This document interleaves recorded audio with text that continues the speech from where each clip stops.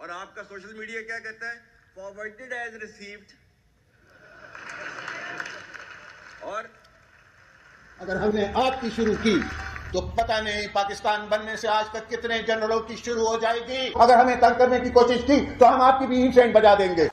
खराब करें ये फौज के जनरल और ठीक करें नवाज शरीफ आगे। मैं डीएचए के खिलाफ हूं। मैं समझता हूं कि फौज को प्लॉट नहीं बांटने चाहिए, जनरलों को प्रॉपर्टी डीलर नहीं होना चाहिए। 65 में फेक जो है विक्ट्री डिक्लेयर की, वो पूछा आपने, इन्होंने सियाचिन हारा आपने पूछा उनसे, इन्होंने कारगिल हारा आपने पूछा।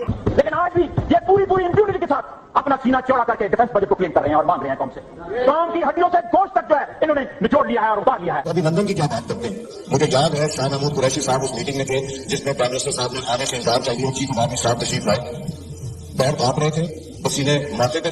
पाकिस्तान आप जैसा पेट काट कर जिस फौज को मारे, जो फौज को हेलीकॉप्टर लेके दिए हैं, जो फौज को हमने हवाई जहाज लेके दिए, जो तोपें और बंदूकें लेके दिए, आज वही हेलीकॉप्टर तोपें और बंदूकें पाकिस्तानी का खून करते हैं। जब वाजपेयी साहब ने इस बात का गिला किया कि जनाब देखिए, एक तरफ तो लॉर्ड डिक्लेरेशन हो रहा है और दूसरी तरफ जो है वो कारगिल का वो एडवेंचर करके मेरी पीठ पर छुरा घोंपा गया, मैंने कहा और मैंने कहा बिल्कुल वाजपेयी साहब ठीक कहते हैं।